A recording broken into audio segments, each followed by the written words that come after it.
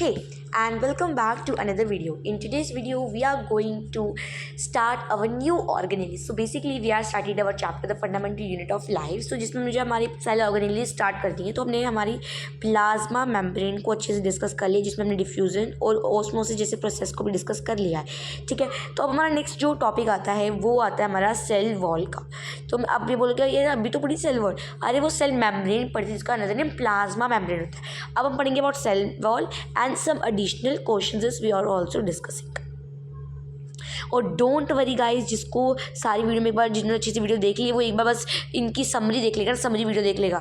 सो swear आपको जो है सारे कंसेप्ट जो होंगे आपके क्या हो जाएंगे, क्लियर हो जाएंगे, वो भी क्रिस्टल क्लियर हो जाएंगे. ठीक है, so let's begin our topic. So first of all some additional questions मैं आपके लिए लेकर आई हूँ, कुछ एडिशनल क्वेश्चंस जो चैप्टर के बेस्ड है. ठीक है, जो भी तक हमने पढ़ा है, जो भी प्लाज्मा मेम्ब्रेन पढ़ी है, प्लाज्मा मेम्ब्रेन डिस्कस हमें अभी बात करेंगे. तो फर्स्ट क्वेश्चन मेरा ये है कि why plasma membrane is called a selectively permeable membrane. क्यों प्लाज्मा मेम्ब्रेन को सिलेक्टिवली परमिएबल मेम्ब्रेन कहा गया है? जिसने ये वीडियो देखी है आई स्वेयर उसको जो है सारे कंसेप्ट क्लियर होंगे. क्यों हम ये इसका आपको पता है, ये कौन सी लेयर है हमारी प्लाज्मा मेम्ब्रेन. प्लाज्मा मेम्ब्रेन मतलब आउटर कवरिंग ऑफ एनिमल्स है. ठीक है, यानी ये सब में होती है, पर सेल वॉल में इस पर एनिमल प्लांट सेल में ये सेकंड लेयर में होती है, बट ये होती सब में. तो इसका क्या काम होता है, सिलेक्टिव परमिएबल मेम्ब्रेन क्यों होती है? क्योंकि ये कुछ ही पार्टिकल्स को अंदर जाने देती है, कुछ ही पार्टिकल्स को बाहर जाने देती है, इसलिए हमने इसको सिलेक्टिव परमिएबल मेम्ब्रेन कहा है. समझ आ गया. और हमारी जो पिछली वीडियो में हमने दो टॉपिक और डिस्कस कर रहे थे जो हमने अभी डिस्कस नहीं किए थे, वो थे अबाउट टू थिंग्स.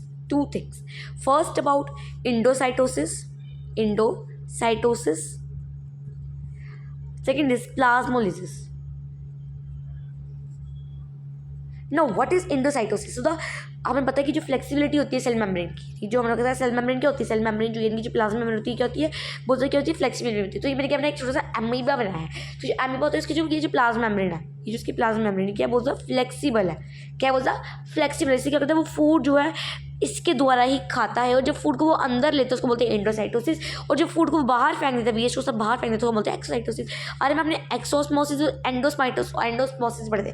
अरे भाई एंडोस्मोसिस मतलब जो है पानी अंदर है, एंडोस्मोसिस जो पानी बाहर जाए, एंड एक्सोस्मोसिस. पर जब खाना अंदर है एंडोसाइटोसिस, जब खाना बाहर जाए एंड एक्सोसाइटोसिस. ये कुछ क्लियर आपको पॉइंट्स होने चाहिए, मैं आपको इन डायग्राम्स भी दिखा दूंगी. ठीक है, so let's discuss about the flexibility of the cell membrane is enables to engulf in the food and the other materials from its external environment, such a process known as endocytosis, and this amoeba acquires its food through this process. ठीक है, so let's see the picture देख लेते हैं इसकी, जिससे आपको क्या हो जाएगी, सारे कंसेप्ट्स के क्लियर हो जाएंगे. सो ये सब इस में देख सकते हो, इंडोसाइटोसिस एक्सचेंज यानी कि जब वो खाना को अंदर, यानी कि जो प्लाज्मा मेम्ब्रेन क्या करेगी, खाने को आराम से अंदर ले लिया, क्योंकि खाना अंदर आया फिर इधर गया. ठीक है, फिर जो वेस्ट है इसका वो बाहर चला गया. तो यानी कि ये क्या है, इंडोसाइटोसिस हो रहा है. और जब खाना डाइजेस्ट कर लिया, पच गया खाना, तो जो वेस्ट है इसका वो क्या, एक्साइटोसिस हो गया. क्लियर हो गया. मैंने आपको बोला था कि हम दूसरे टर्म पढ़ेंगे, इस टर्म का नाम था प्लाज्मोलिसिस.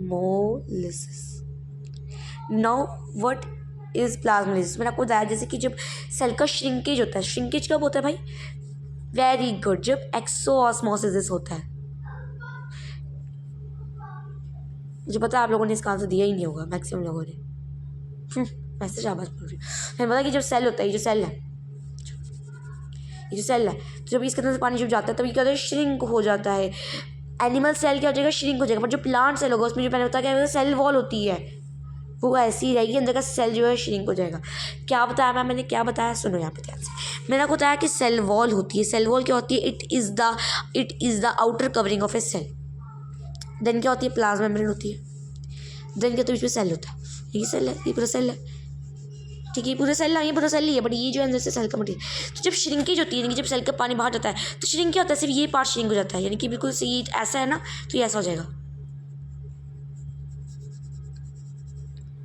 प्लांट सेल ऐसे ही रहेगा. एनिमल्स की जो अंदर का जो है वो ऐसे हो जाएगा, श्रिंक हो जाएगा. तो इस प्रोसेस को कहते हैं हम प्लाज्मोलिसिस.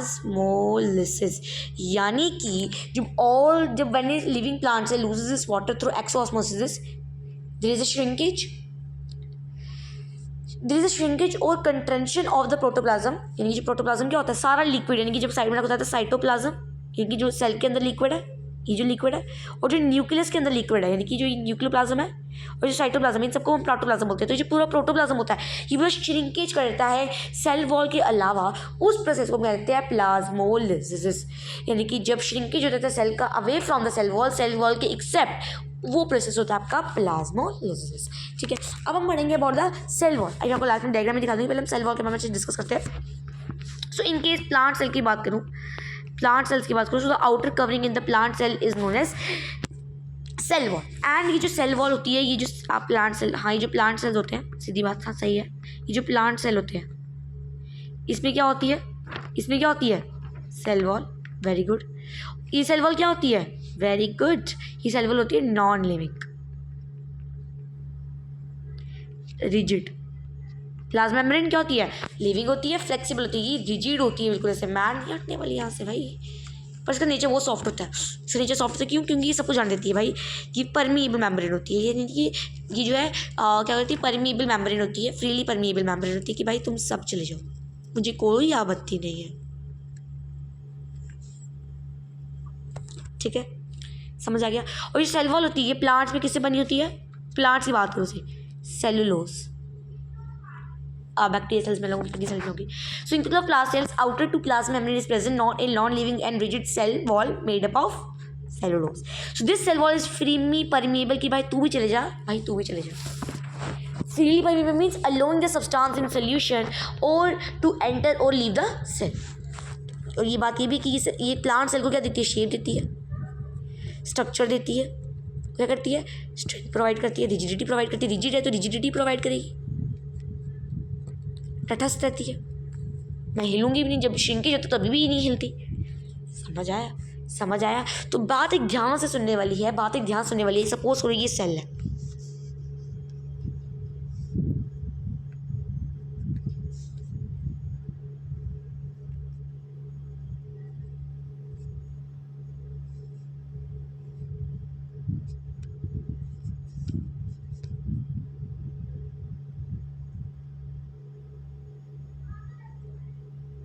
ठीक है, ये बना दिया।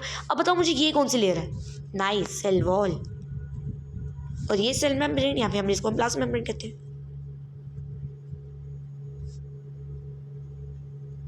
अब भाई ये बोलेगा कि मुझे जाने दो अंदर पार्टिकल्स, तो भाई ये मैंने बताया ये फ्रीली परमीएबल है, ये मेम्ब्रेन कौन सी है, ये फ्री परमीएबल है, बोलेगा तो जा भाई जा।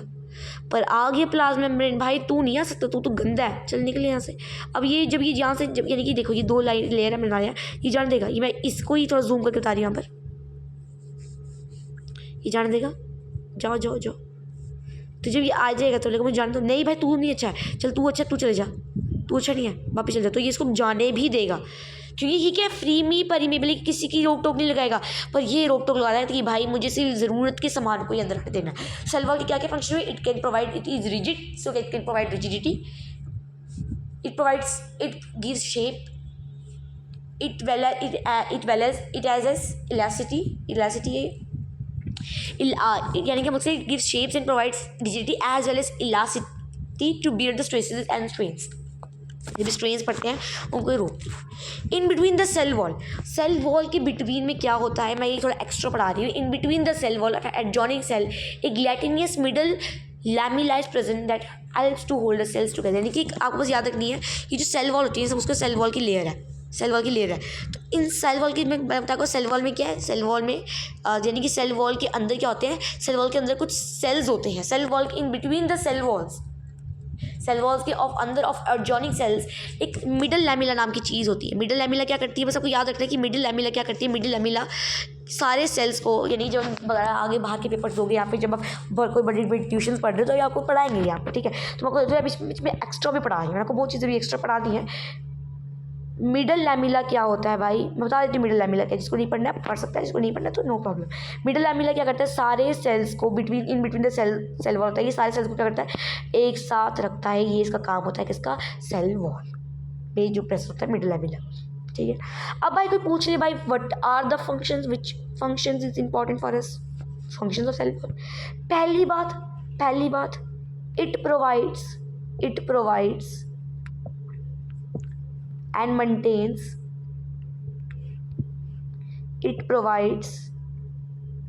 and maintains the shape of a cell। कि भाई ये क्या करता है, ये जो एक सेल होता है ना, ये जो सेल होता है उसको क्या करता है, मेंटेन करता है, उसको जो है क्या देता है, शेप देता है। समझ आ गया। दूसरा फंक्शन आप ये लिखो कि it provides rigidity, it is rigid, so it provide rigidity,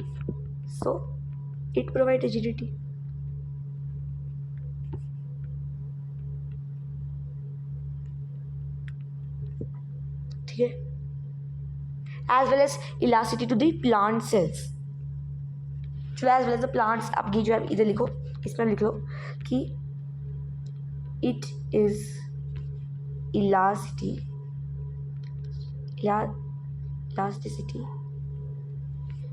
to bear the stresses and strains। जो दाग वाग पड़ते हैं ना प्लांट उनको ले खींचने के लिए, to bear the stresses and strains, ठीक है। ये किसकी वजह से होता है, due to the cell wall.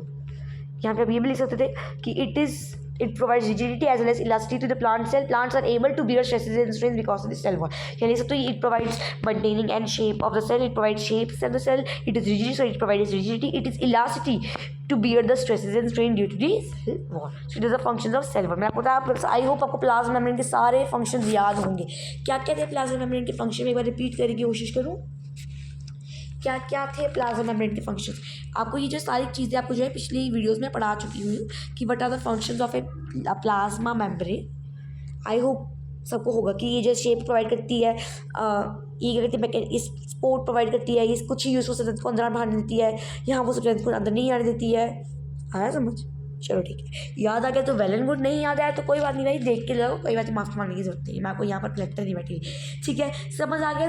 This is all about our topic cell wall. In the next video we are discussing about the cytoplasm and अगली बार से हम जो है, ये तो हमने पढ़ा कि कुछ मेजर चीज़ें हैं, हम इसके बाद अगली बार में सेल ऑर्गेनेलीज यानी कि तो लिटिल ऑर्गन्स जो इनके बीच में प्रेजेंट होते हैं, इट इज एंडोप्लाज्मिक रेटिकुलम, जिसमें हम smooth and rough endoplasmic reticulum पढ़ेंगे, ribosomes, mitochondria, golgi apparatus, vacuoles, then about your chloroplastids, हम उसके प्लास्टिड्स के बारे में पढ़ेंगे, then about the nucleus which is very important for us.